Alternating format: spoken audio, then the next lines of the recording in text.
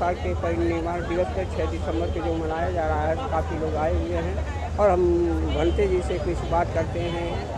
तो भंते जी अपना पहले परिचय दीजिए। और मैं भिक्षुणी पूर्णिमा महातेरी दिल्ली में ही रहती हूँ मैं।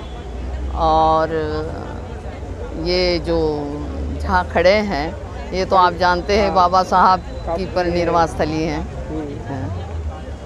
तो ये हमारे लोग काफ़ी साल से यहाँ आते रहे हैं, मना रहे हैं, लेकिन आज भी लोग हमारे क्यों नहीं बाहर निकल रहे घर से? देखिए काफ़ी साल तो इसको संघर्ष करने में ही लगा है। ये जो जगह आसानी से नहीं मिली है।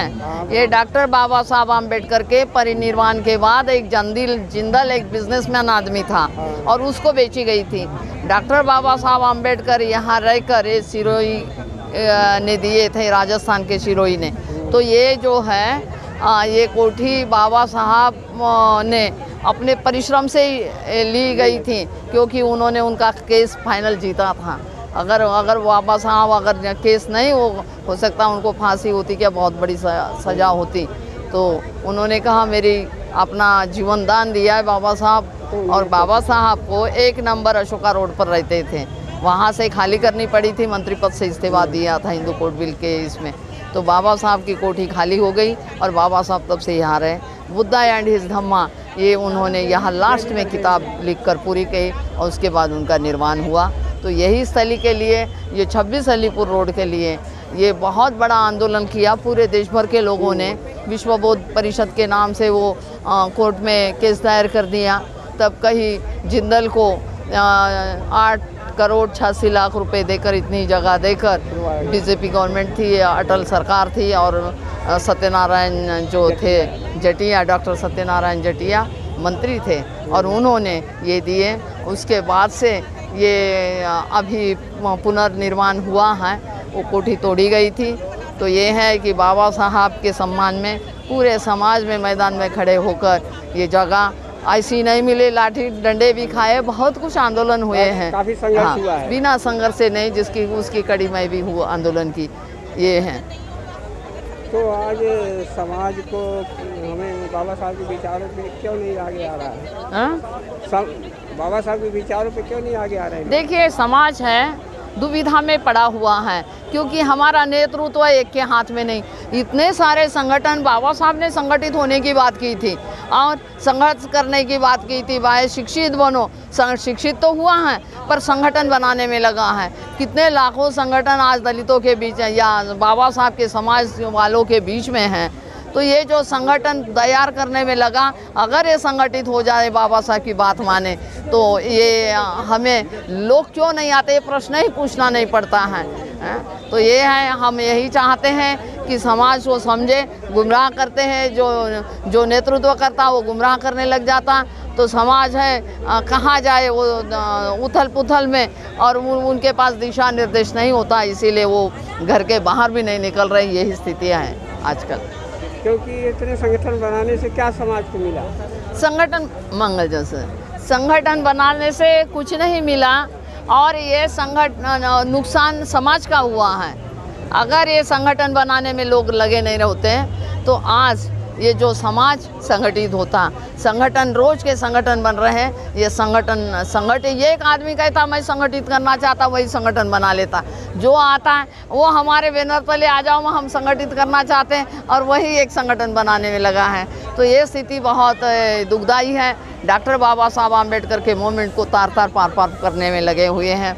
तो इसीलिए ये, और जो लोग अंधभक्त हैं, अंधविश्वास ब्राह्मणवाद की लकीर पीटने वाले हैं, उनको तो बाबा साहब समझ में नहीं आएंगे। ये भी बात है। बाबा साहब के कारण सबको मिला है, पर आज वो घंटिया ब्राह्मणवादी व्यवस्था की लीड पकड़े हुए हैं और वही घंटिया हिलाने में लगे हैं। आज तो हमारे बहुजन समाज के भी लोग काफ़ी मंदिरों में गए होंगे।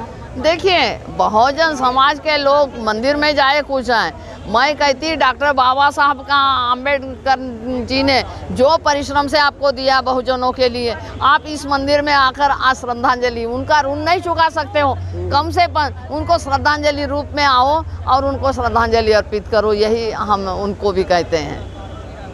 तो समाज अभी कहाँ खड़ा है इस समय? समाज तो दो राह पर खड़ा है। हाँ, क्योंकि उनको कोई लीडरशिप है अच्छी नहीं मिल रही इस टाइम।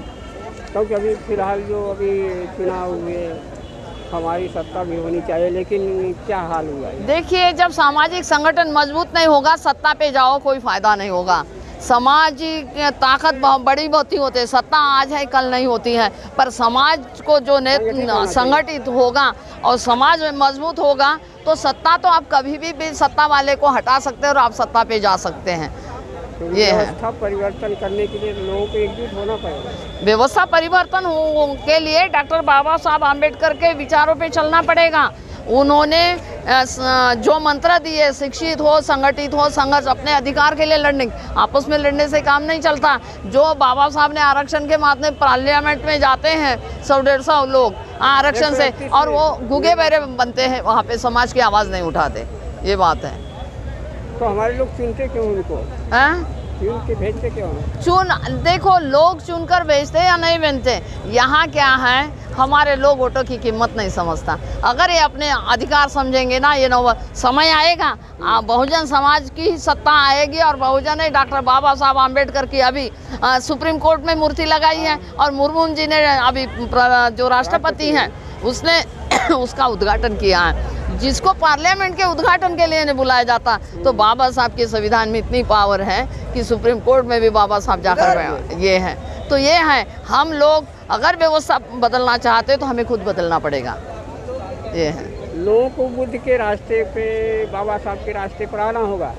देखिए, बुद्ध ने भी उस जमाने में ब्राह्मणवाद के खिलाफ क्रांति की, बाबा साहब ने की, और जो महापुरुष हुए, गुरु रविदास जी ने सामाजिक क्रांति की ब्राह्मणवाद के खिलाफ, उनका समाज अंधविश्वास में, कबीर जी ने क्रांति की, ये लोग हैं, ज्योतिराव फुले ने क्रांति की, ऐसे लोग हैं। पर डॉक्टर बाबा साहब आम्बेडकर की जो क्रांति है, ये समाज परिवर्तन की है। जिस व्यक्ति को स्कूल में जाने नहीं दिया, स्कूल में बैठने नहीं दिया है, बाहर से पानी नहीं पीने दिया, उस व्यक्ति ने भारत का संविधान बनाया और मनु का संविधान खत्म कर दिया। ये बड़ी उनकी ताकत थी और उनका वो पावर था कि उनके जिसको स्कूल में नहीं जाने देते हैं, आज उन्होंने दरवाजे स्कूल के लिए खोले और खुद होकर उन्होंने भारत का संविधान, और जो स्कूल में जाने नहीं दे रहे थे वो आदमी भी संविधान से ही चल रहे हैं। ये बात बाबा साहब ने की। रानी के पेट से राजा पैदा नहीं होगा, ये आपके मतदान की पेटी से, आपकी वोट से ही राजा पैदा होगा।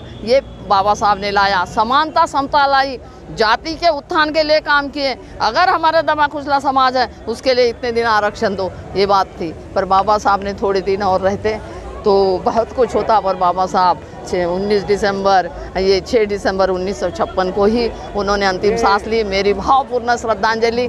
और आप जो अम्बेडकर जो परिवार जो टीवी है, तो और ये भीम क्या है, भीम का जलवा टीवी के लिए भी मेरी बहुत बहुत धन्यवाद। और आप लोग ऐसे हम विचारों को आगे ले जाने के लिए काम करें। जय भीम, जय भारत। ठीक।